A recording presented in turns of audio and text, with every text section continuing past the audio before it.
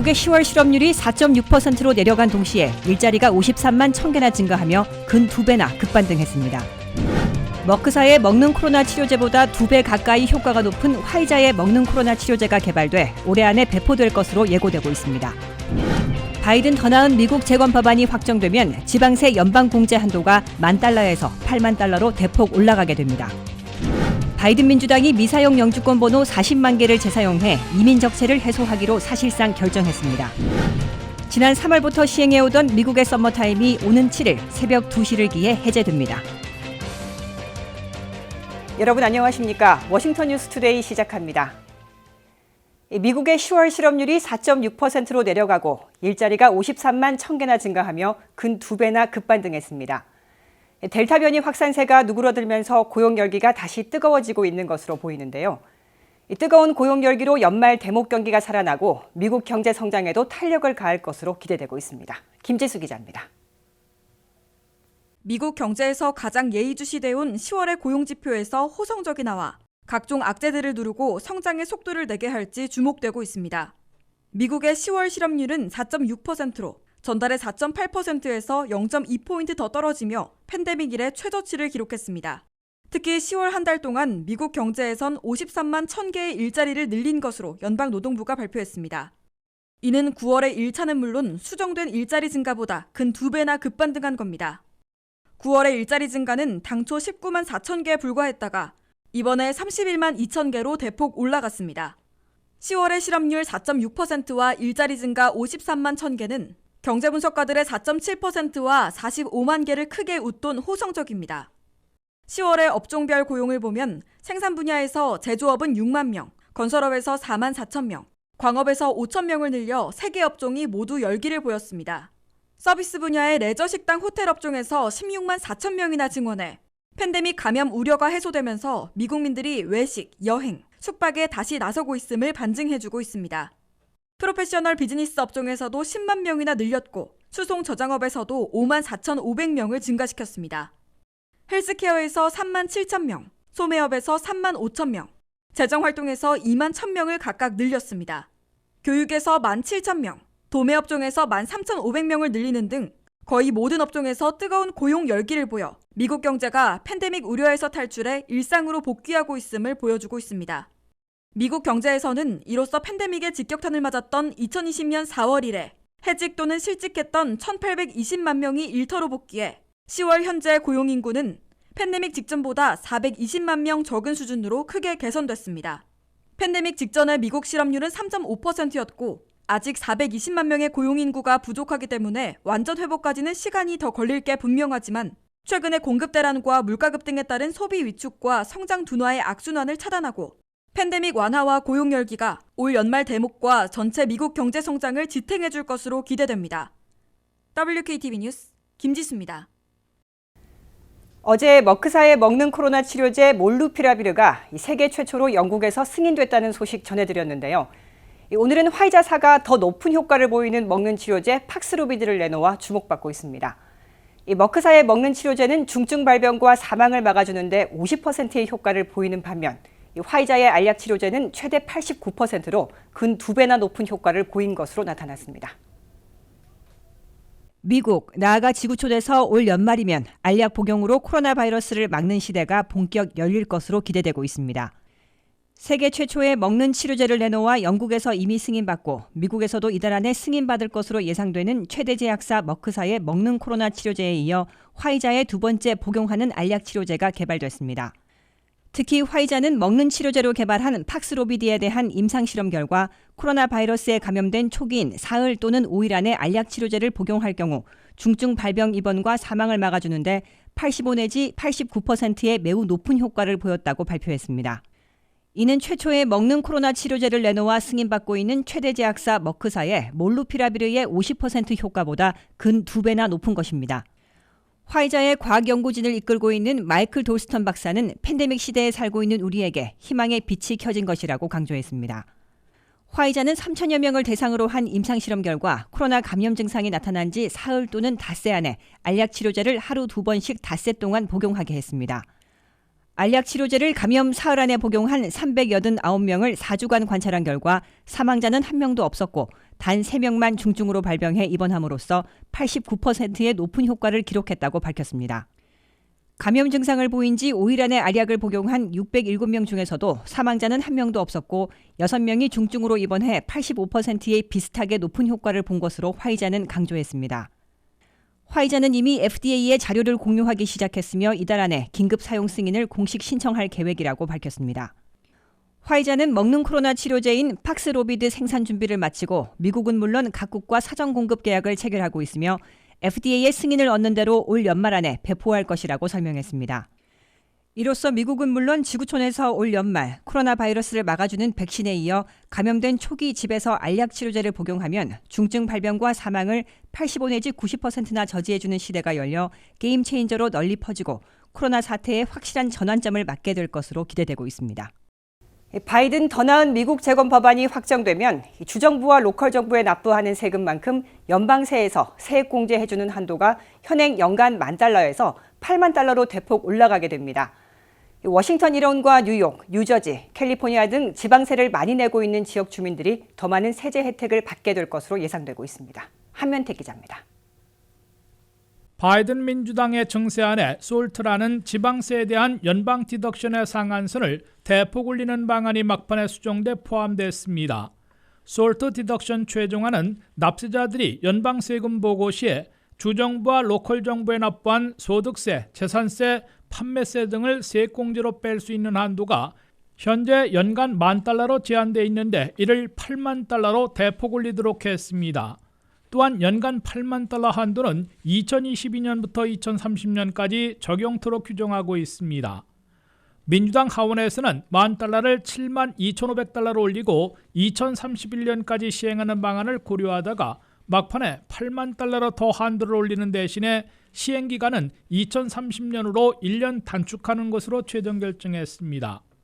새로운 솔트 디덕션안이 시행되면 워싱턴 일원과 뉴욕, 뉴저지, 캘리포니아 등 지방세가 많은 지역일수록 연방세금에서 더 많이 세액공제 혜택을 받게 됩니다. 예를 들어 한 납세자가 주정부와 로컬 정부에 재산세와 소득세 등으로 연간 $100,000를 납부했다면 연방세금 보고를 할 때 상한선인 $80,000까지 세액공제를 받은 후에 택서블 인컴, 즉 과세소득에 대한 연방세를 내게 됩니다. 트럼프 감세안이 시행된 2017년 이전에는 지방세에 대한 세액공제 상한선이 없었기 때문에 캘리포니아, 뉴욕, 뉴저지 등의 납세자들이 그만큼 세금을 많이 내는 결과가 돼버려 원성을 쌓았습니다. 이 때문에 이번에도 뉴욕, 뉴저지, 캘리포니아 출신 민주당 상하원 의원들은 지도부와 평의연할 것 없이 이 솔트 디덕션의 상한선을 높이려고 마지막까지 전력 투구에 관철해낸 것으로 해석되고 있습니다. 낸시 펠로시 하원의장이 이끄는 민주당 하원 지도부는 당초 이번 주 안에 1조 2천억 달러 규모의 상원 가결 인프라 투자 추당안을 하원에서 최종 승인하는 동시에 1조 7,500억 달러로 축소한 바이든 더 나은 미국 재건 법안까지 가결하려 했으나 완료하지는 못하고 있습니다. 민주당 하원안에 백악관에서 제외됐던 4주간의 국가유급 휴가제와 메디케어 처방약값 낮추기 방안 등이 다시 추가됐고 솔트 디덕션 한도 올리기도 결정됐으나 중도파들이 의회 예산국 CBO에 소요예산 산출 결과를 요구하는 바람에 최종 표결이 늦춰지고 있습니다.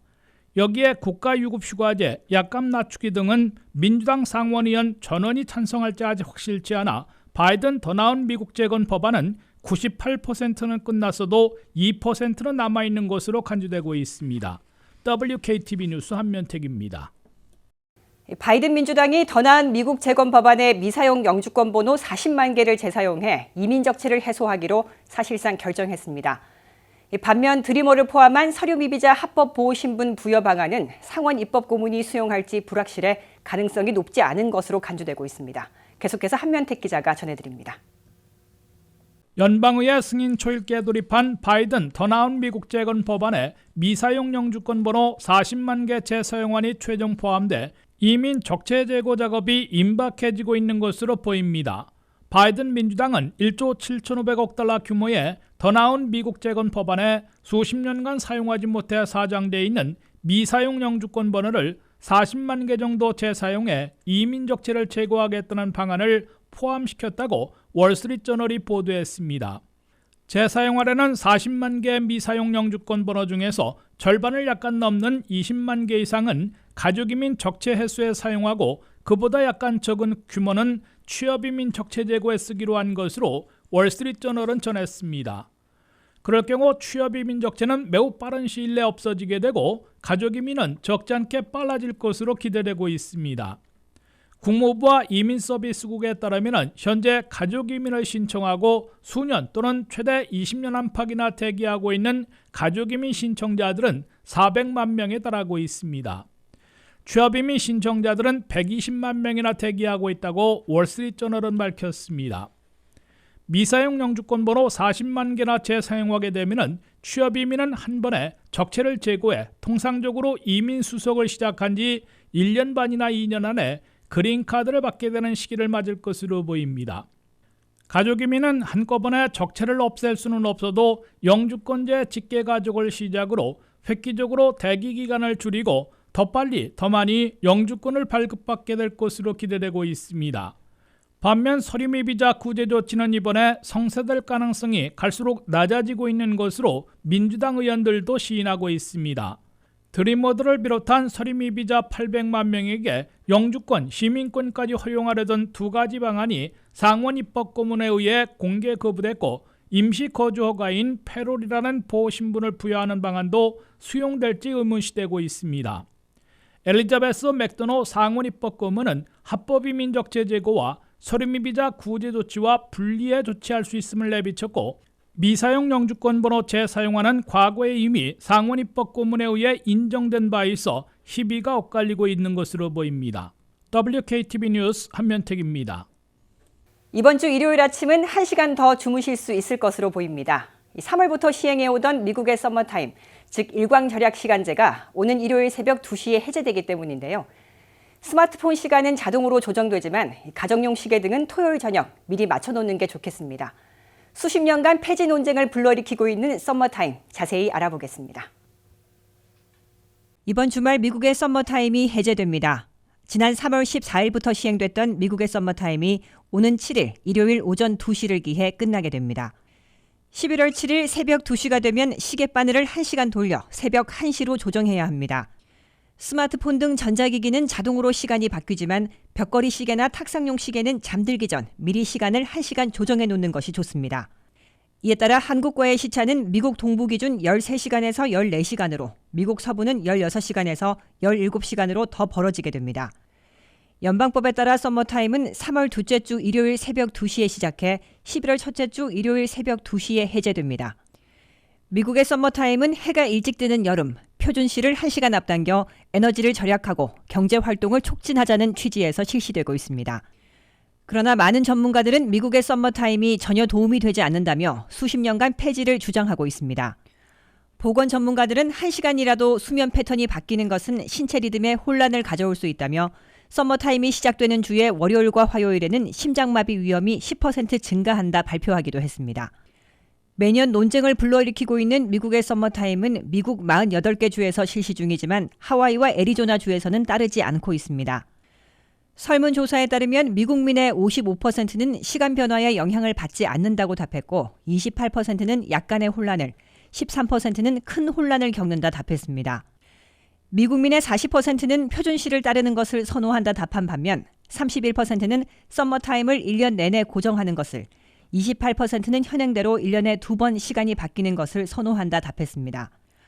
워싱턴과 조지아, 플로리다주의 경우 1년에 2차례씩 불필요한 혼란을 없애자며 1년 내내 서머타임을 시행하기로 하고 법을 통과시켰습니다. 그러나 이 조치를 시행하려면 연방의회의 승인을 받아야 하는데 아직 어떤 주도 구체적인 결실을 맺지 못하고 있습니다.